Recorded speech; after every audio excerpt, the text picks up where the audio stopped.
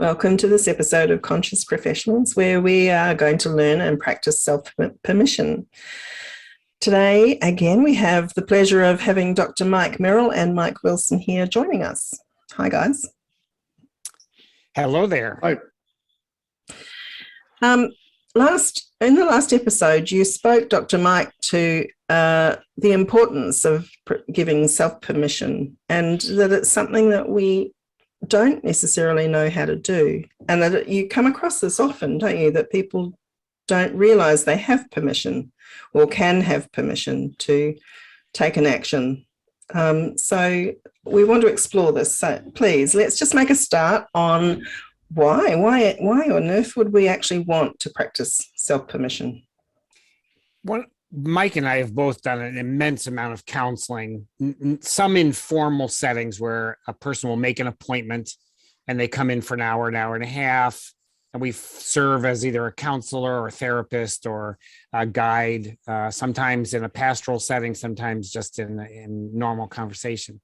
But most of it is actually at a family barbecue or in the shopping grocery line, and you have a few minutes or a few seconds even to be able to converse with someone, and a problem comes up, a challenge, an opportunity, some kind of a difficulty. One of the things that we found in counseling is the idea of an expert or professional or a recognized authority giving permission to try something different. It's amazing the amount of power that is conceded to others concerning permission. And I've been in situations where somebody is in a very destructive relationship, extremely dangerous, but they don't feel like they can leave or alter the situation in any way whatsoever. So as a professional, if I say, I will give you the permission that you need to step away from this relationship in this way, take these actions tonight, and that will change the level of risk that you are in. And people have responded, I'm so glad you said that, and I'm going to do that because you said so. It's a transfer of power. But the real critical issue is, how do I learn to give myself permission to address those very same things instead of waiting for an outside authority, a power person, someone who's in control to exert that control over my life? And so not only do I seek in counseling structures or helpful relationships to grant permission, I try to teach self-permission and transfer over to the individual not only the responsibility of bringing about change in their lives, but the privilege of doing that. And most people don't see it as a privilege. They see it as a penalty. It's amazing how many times with the very thing Mike's talking about is that there'll be an issue. Many times it's in kind of the very informal kinds of things where people will start talking about particular quality of life things and why the struggle they're having, and they continue to have the struggle over and over and over and over and over. And we're standing there, both of us are standing there in those settings going, can you just give yourself permission to maybe stop, look at this, and deal with it? Because you keep going and going and going and going and going, and it's not beneficial to you. It's causing you significant harm in your relationships and in your own psyche, if you will. But many times the why is really tough for people because they don't understand really what's going on. But let's put it into something practical, because we're talking theory, put it into practice. So in the office, one person has become the birthday party coordinator. It's an unofficial title. Everybody has a birthday sometime in the year.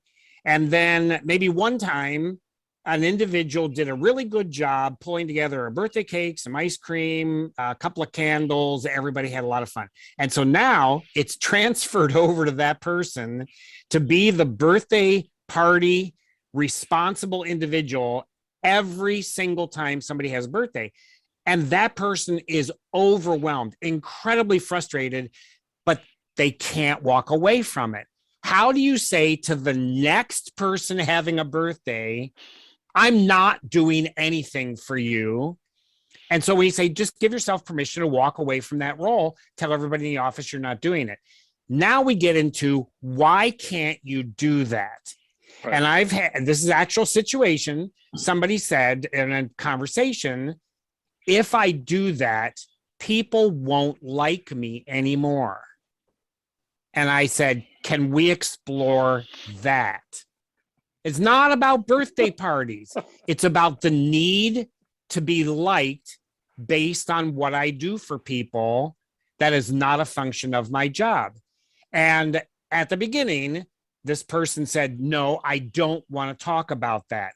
I'm a people pleaser, and that's the way I want to be. And after several months of more birthday parties and more frustration and just about quitting the job, which was a great job, that person came back to me and said, how do I walk away from this and disappoint everybody?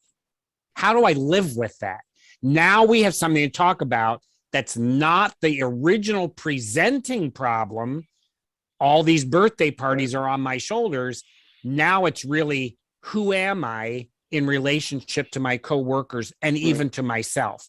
That's what we were able to talk about. And once we got to that, they were able to give themselves permission to walk away from the birthday party. So it will be some kind of a situation where a person says, this is not working for me.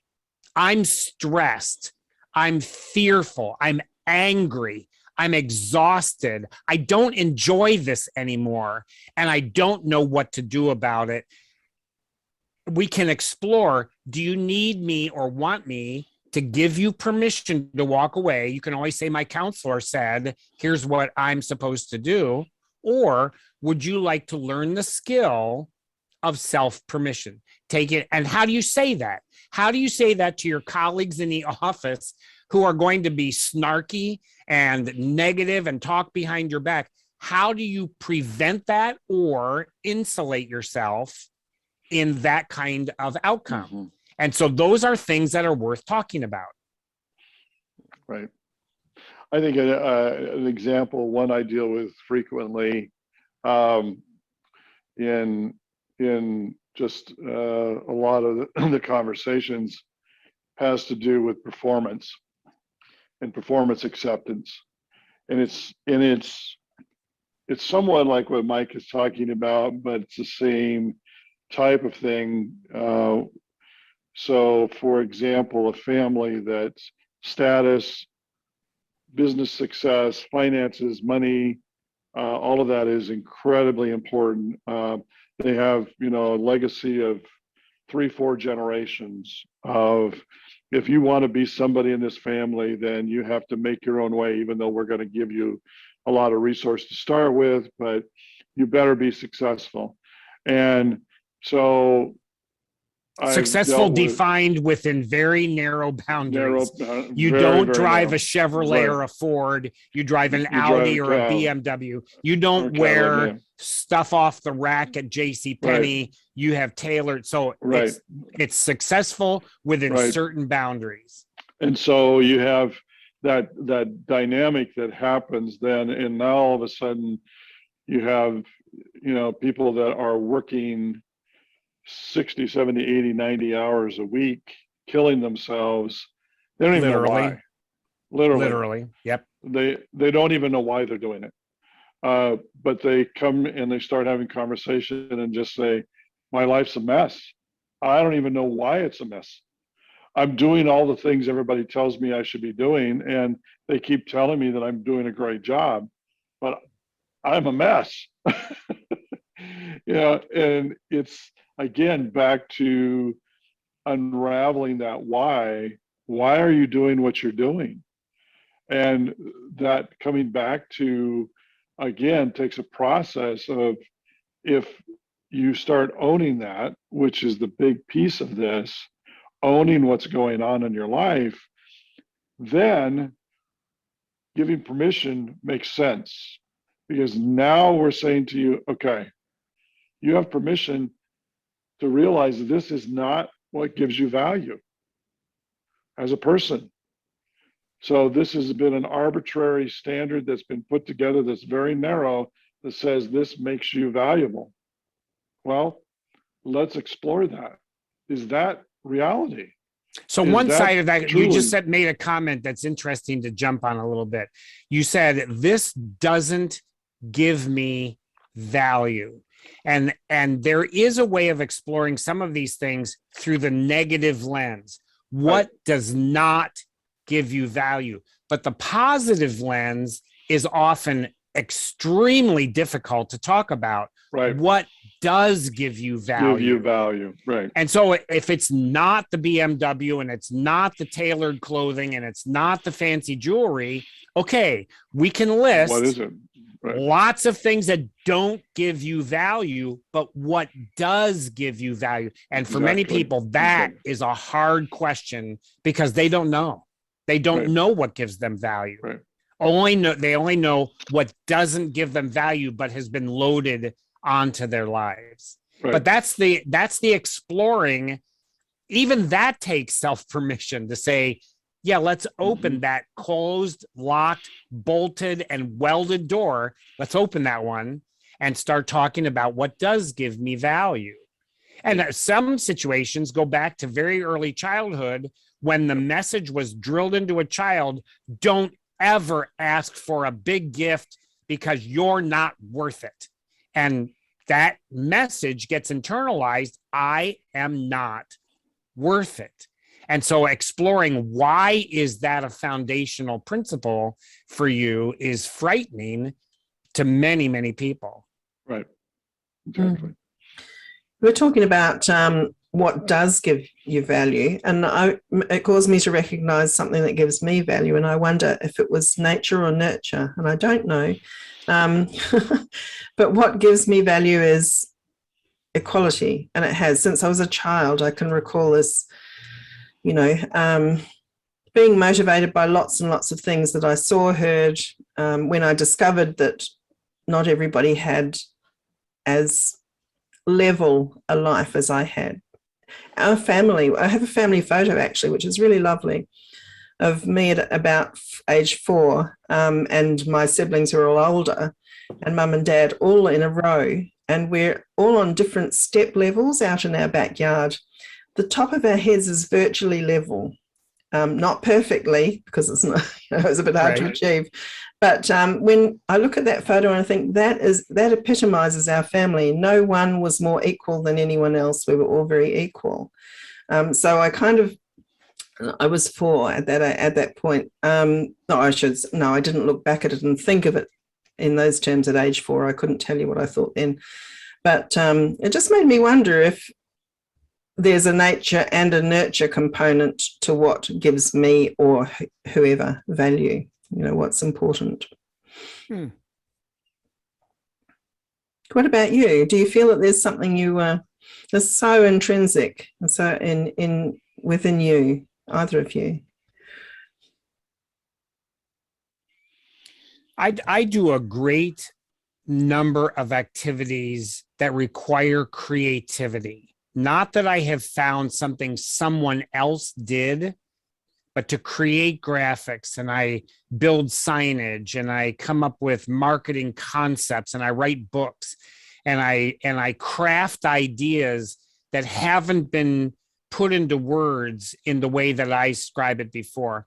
And for me, I will work way overtime to come up with an original display or presentation, as much as I'm within my capacities. I know my capacities have limits, but I will push those limits in order to be creative. So if somebody says we stacked wood after a tree came down and we needed the firewood, and you followed the model of stacking wood perfectly, I am extremely dissatisfied with that.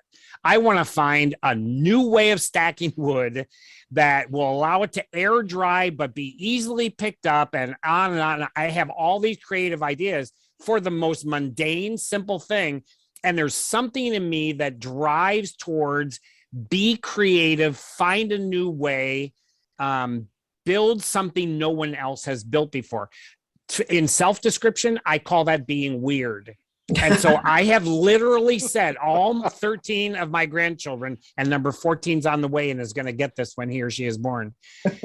And I say to them, when someone calls you weird, your response is, thank you very much. I'm a Merrill. And my grandchildren actually, or the ones whose last name is Moore, they'll say I'm Moore. I'm more weird than others, their family name.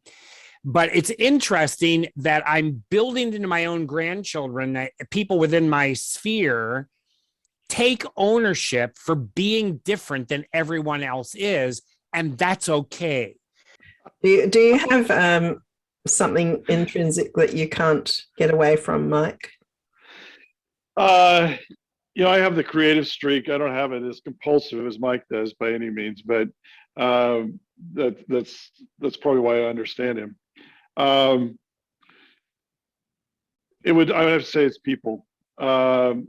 It comes basically out of my own faith and my own journey. But probably the thing I am most passionate about is that ability to be able to help people discover, to connect dots. We call it in our parlance, of where there are things that people do not understand about themselves or life situations or whatever, and to be able to listen and to take this piece and this piece and this piece and this piece and put it together so it makes sense.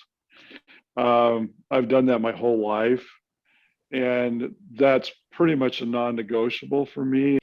So interesting what you both have said and identified. You both say you've done for all of your lives, but I wonder, I'm going to ask you to check back and see if maybe early on in your lives you actually had to give yourself self-permission to be able to pursue those interests. I can remember a very specific incident at which I took ownership on what I'm referring to as my creative outlet. That is extremely clear in my mind 60 years after it happened. I have a form of dyslexia that's a gift, and that is my brain thinks in pictures, not in words. So I can accumulate hundreds of images in my mind assembled and then use words to describe them. I have done that as far back as I can remember. And I was about 7 years old in first grade or second grade. And when the teacher would be instructing us in anything from how to sing choral notes to how a math equation worked, I would draw pictures on the side of my paper of sunshine or animals or waves, or it didn't matter what it was. It was not just random shapes. It was a picture of something. And to this day, I can remember almost word for word what a teacher or professor was saying if I see the picture that I drew at the time. And when I was 7 years old, first grade, the teacher that I had, whose name I remember, but I will not say, even though that person is dead, grabbed my paper off my desk. And this teacher, even in first grade, would call everybody Mr. and Miss, and pulled my paper up, walked to the front of the class and said, "This is what Mr. Merrill is doing instead of writing notes about our topic today." And I thought to myself, that's a good picture. That I did a good job. And she had intended to put shame on me for not taking notes, but drawing pictures in class. And from that moment, I thought, I'm a graphic person. And that's the way I learn. Eventually, by the end of high school, 8, 9, 10 years later, I actually learned about learning style theory and how that enhances or interrupts learning in a human being. So I went back 10 years and I began to reconstruct the idea that I'll take an idea given to me, a word, some concept being taught, I turn it into a creative graphic that's mine. Now I've owned that. So the information that went with it is attached like an anchor to a boat. No, it's not getting away. And it's in my mind forever. But it was very, very specific. She snatched my paper, held it up in front of the class to embarrass me. And my resulting feeling was pride. I liked that. That was a good job. And I remember that extremely clearly. That was 60 years ago. Mm. And maybe had she chosen not to do that or had no reason to do that, you may not have had that. You may not have come across that anchor point, which is played out. Possibly, but we'll not know. No, I know we won't know. Yeah. But it's interesting that it happened so young. Yes, you know, it was very, very young. Making conscious decisions. It was a child going naturally with the flow. So when my children or my grandchildren drew on the walls with crayon or marker, my first response is, let me look at what you drew. That wasn't the place to draw it, but let me look at that. What is it you are trying to draw? What does it express? How are we going to clean that off the wall or repaint? Because that was a great picture that's not in the right place. As opposed to, oh my goodness, you drew over the wall. You are being punished. You're not going to have any technology for the next 6 months. You're going to, and blasting the child for being creative through graphics. So my response, it altered everything that I had about what would be seen as graffiti defacing something became a valuable expression. In my mind, that was an absolute. Well, your family is like that. You had that experience. I think that's brilliant, especially as there's so much. The arts or the creative endeavor has not really been fostered in Western society the way I would like to think it would have been. Myke Wilson, I actually thought of a time when you weren't living. I'm thinking living your what can I say, your inherent value. And it came from a previous conversation where you said that you had been an opera singer and you were losing yourself or you had lost yourself. Oh, well, it's interesting that you're referring to that because I was just thinking as Myke is talking, nobody's ever asked me this before, to be honest with you. Well, the dynamic of giving permission or finding permission is probably better than the aspect of somebody just actually giving it to you, but finding permission through an event, which is it's really interesting. As I'm sitting here thinking, it's like, okay, he was talking about when he was a little kid, and I'm thinking, okay, is that really where I was? What was going on? And I'm thinking, you know what? I can remember an incident when I was a little kid. And I think it was first or second grade, just like Myke. And it was in a report card that came home. And my mom and dad, my dad didn't have a lot of education, but he was a very smart man. That was back in the days when, he grew up in the South and he worked. And so he made it through middle school and that was it. My mom was a nurse. So she went through, and academics was everything to my mom. It was very important. She was pretty funny. And so I get this report card and this report card says, Myke is a good student. He could be a really good student, but it seems whenever there's anything going on in the classroom, he is always in the middle of it. And I remember my mom being really, trying to tell me I need to behave myself. And I'm sitting there thinking, that is so cool because that's me. Mm. And I know how to talk with people and I know how to have interaction at those levels. And I remember that distinctly thinking my mom was really upset. And I'm thinking, yes, I didn't know I had that gift. So now I do. I get And that. I think that's where our aversion to using need, should, ought, and must comes into play. Because Yes. when the report card comes home and says, whenever there's social activity going on in the classroom, Mike is usually in the center of it.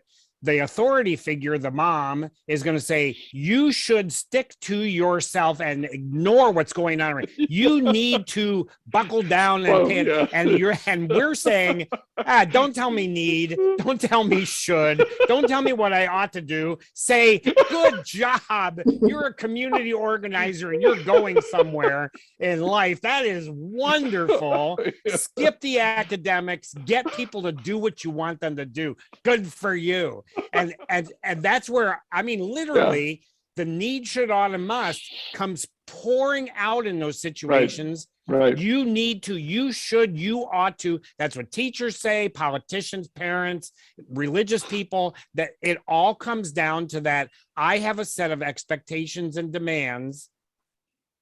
And what I have learned to do is give myself permission to say, yeah, thank you very much. Not interested. Right. I think one of the things is, I'm going to take a little bit of a rabbit trail here for just a moment, if you wouldn't mind.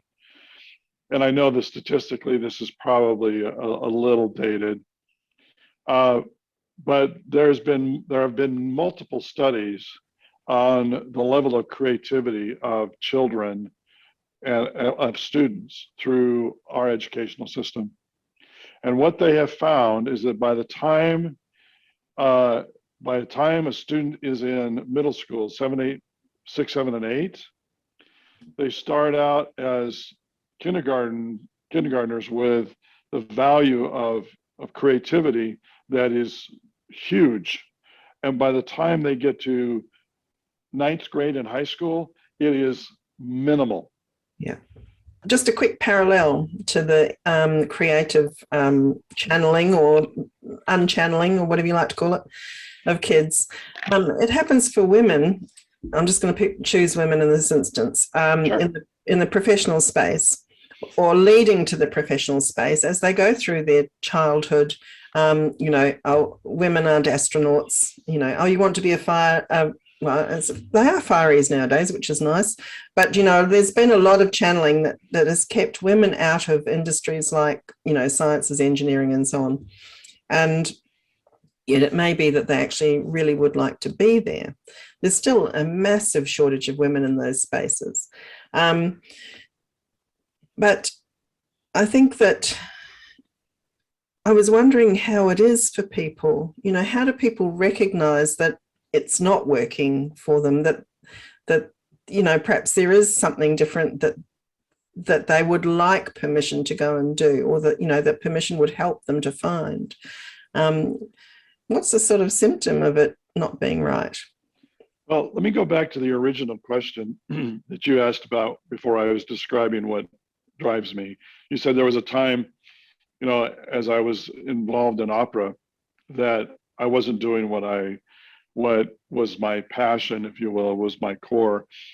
And that's a great segue, because that really was one of the pieces that was significant in my decision making of why I did not want to do this anymore. Because I gave myself permission to ask that question. I was not content. I did not like the person I was becoming. That self-promotion, self-arrogance, all that stuff that has to go into the self-confidence level that is willing to pretty much stomp on anybody to get to the top, was making me miserable inside. And so I gave myself permission to ask that question, and then ask that question of other people that knew me well, to help me understand what was going on. You say, well, how do you know? I think there's a sense of where people are just not that life's tough. Life is tough all the time, okay? But there's this sense of I'm hurting, I'm discontented, I don't understand why. Give yourself permission to begin to ask those hard questions of what's going on and not be afraid of what the answers are going to be. So many times I think people don't want to ask those questions because they really don't want to know the answers, because those answers may be really tough. And yet, if you're going to move through that, that's okay. Give yourself permission to have it be tough, because that's all right. So it sounds easy, and it sounds easy until it perhaps strikes to your survival. Yes, and you know we all done that. Yeah. So the two things that you mentioned, Mike, are actually linked in my observation. That one of your core, your driving core, is seeing the light go on in someone else's mind, that they flame on, that they get it, they shine, they come out the winner.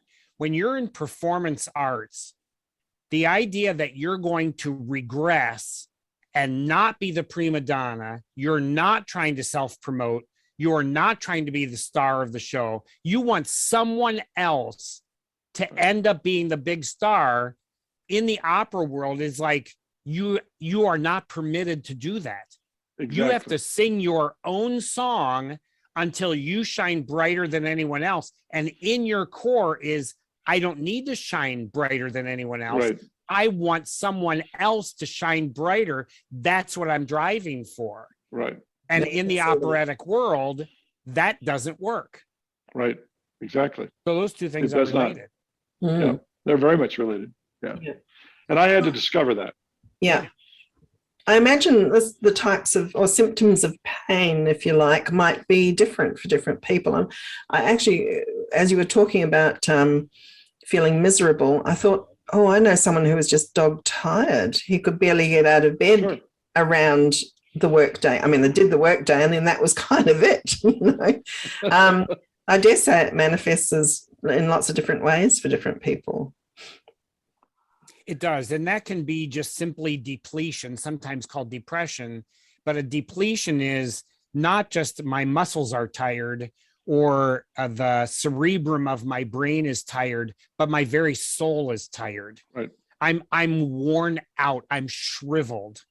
And by the things that are going on in my life. And that is as depleting as working extremely hard and being physically exhausted, or having an illness and having that sap your strength. They have a shriveled soul in life. That's a part of it as well. Well, that sounds awful. What an awful thought for people to have a shriveled soul. Well, but if you have a shriveled plant, sometimes it's just water. Sometimes it's some nutrients in soil. Sometimes it's a transplant. And the reality is it's not just necessarily one outcome fixes everything, but without nurture, without what in this world gives life, the shriveling is automatic. This environment, the sun, the air, the humidity, the dryness, the soil, sucks the life out. And so you're rejuvenating continuously.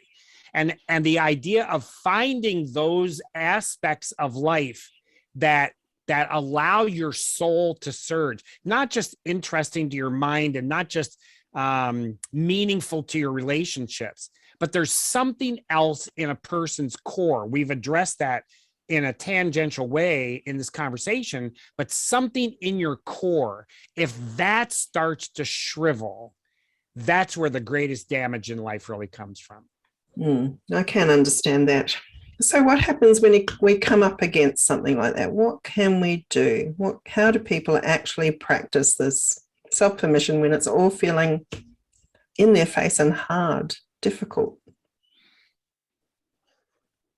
There probably are some qualities of life that we could describe in, let's say, 3 or 4 or 5 aspects. What are the relationships that you have that are life-giving or life-draining? What is significant to you in terms of value? What is it that your time is given to in such a way that has a reward to you? So that we could come up with 3 or 4 or 5 starting points. Certainly there are thousands, and with all the people that might be listening to this, there could be millions of options. But to be able to say your relationships, your significance, your time, the expenditure of your resources, the level of capacity that you have. Let's talk about just a few topics. And if you say that one, when we ring that bell, that is clear to me. This really is about my relationships, or this really is about my significance, or this really is about my capacities. And we're not going to do all 10, 20, 50, 80 options, but one of them is going to ring a bell. That's the one we talk about. Which I think comes back to Mike's comment about this aspect of core. What is it that is core in your life that gives you significance at that level? I think one of the things we are struggling with, particularly in our world, on this side of the pond, I continue to watch this from a sociological standpoint within our culture. The inability that our culture has and has had to be able to assimilate how to truly deal with social media over the last 10, 15 years, because social media hasn't been around that long. And now, in many respects, I see social media, and don't take this wrong, but I see it as being weaponized ideologically, that is now being used in ways that I don't believe social media people ever really thought it would be used. And so it has this incredible power that, because people are connected 24/7 and they continue to have more input than their emotions and mind can possibly assimilate, it is incredibly draining to individuals. And I think you talk about the shriveling of the soul. Is that okay? That core aspect of what you're giving you significance is taking a beating.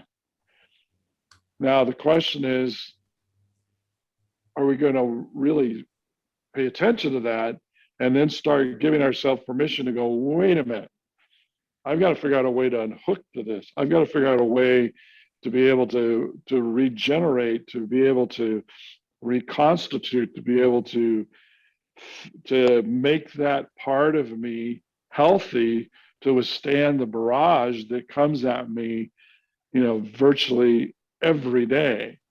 And if we don't give ourselves permission to do that, we're going to just continue to go down that same hole of, oh man, life is bad, things are coming apart, it's awful. Now we have another strain in UK that's gonna get us all again. I'm aware of young people who have actually a strategy for handling social media, and it has worked for them. And basically it's like we'll turn it off, set it aside for 3 days or 5 days, whatever their thing is.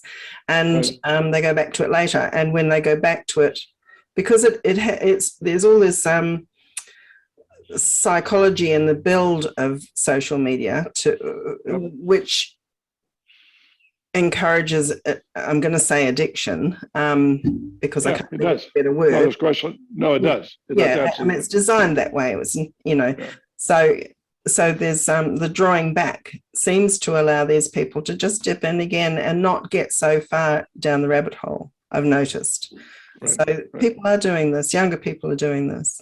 Right, and that's part of the issue, though. It's just a small segment of the world that's doing that. It's Right. not the broader sense of where, people are doing those kinds of things.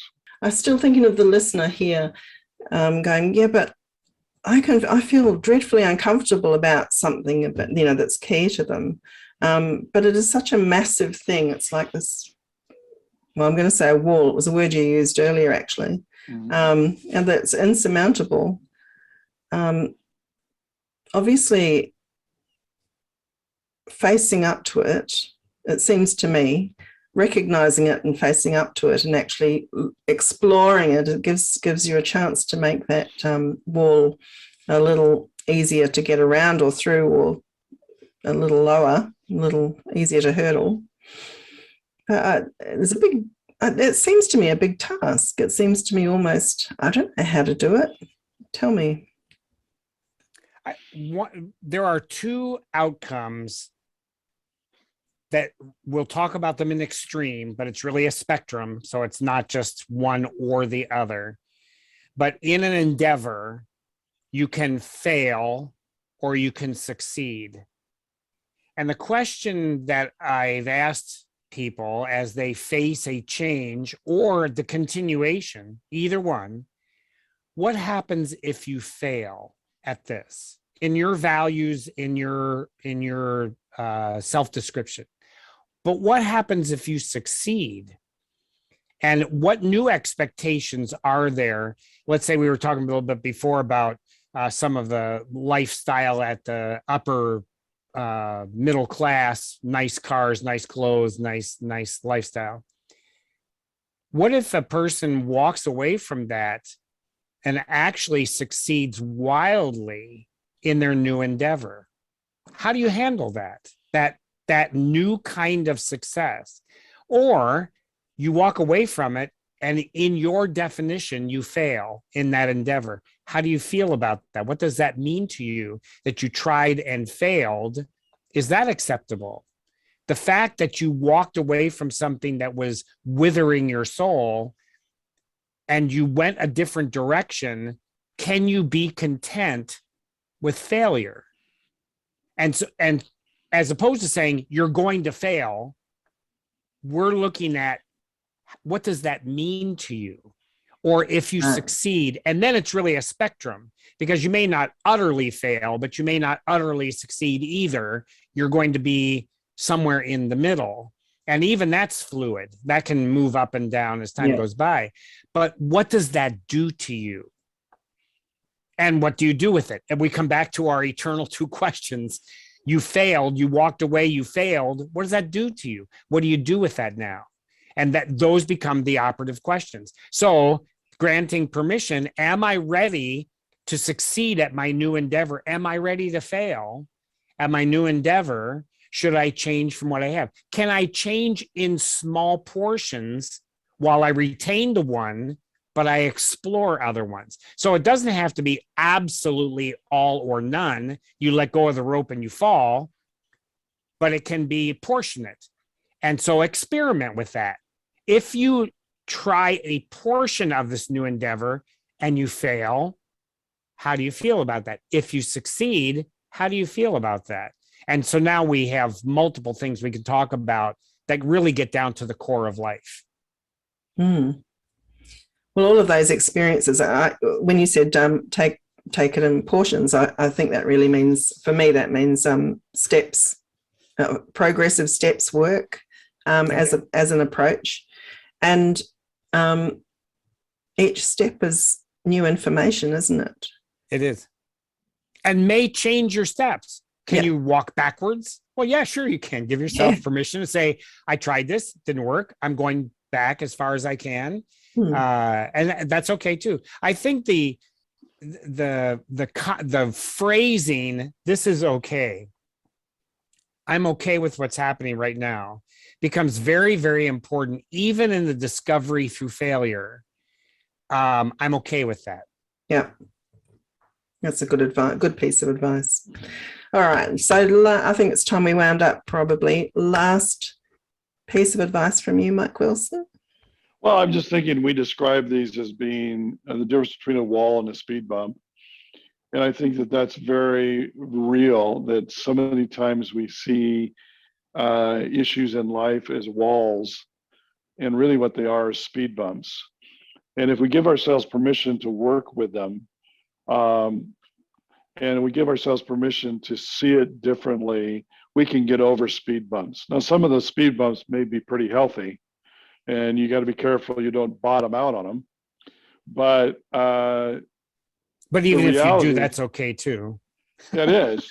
It is. You need to get somebody. You need to get someone to come along and give you. You will want somebody to help repair your oil pan No, when just you bottom out on a speed bump. Big push. We don't care about that. It's like, but you'll make a new friend that way. I mean, that's right. Everything's is an opportunity. Sure.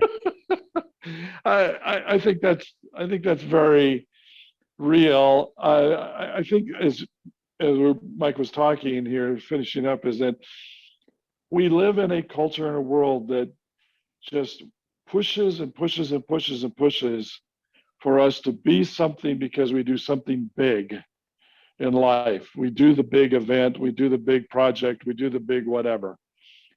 And I'm going, can we just stop with the big? Just live life, for crying out loud. The big's going to happen, maybe, or maybe not. Who cares? But what I do care is about the quality of your life. Yeah. You may do a lot of big, but if the quality of your life is a mess, what have you gained? I mean, you really have not gained anything. Like, sure, I mean, that's nice, but I'm more interested in the quality of my life in relationship to the people I interact with. And if I'm seeing everything as a wall and not a speed bump, as far as issues and difficulties in my life, my quality of life is not going to be good. I don't care how big you do. It's just not going to be very, very enjoyable. So that's my 2 cents, is that start turning those walls and looking at them, seeing them really as speed bumps that you can get over. May take a lot of work, may take some help, may take some friends, but you can do that. And let your quality of life be a much greater guide to you than all the things that are foisted upon you to accomplish in life. Very nice. Sound advice, I'm sure. Thank you to you both. It's been a pleasure. We have had a long chat. I might actually have to edit a little bit out, but I won't lose the general thread because I can tell it's been great and much appreciated. And I hope as a listener you've enjoyed it too, as much as I have. And we will no doubt have something more coming up for you in the next month or so. And we look forward to joining you again then. Thank you. Thanks, Liz. Thanks, Liz.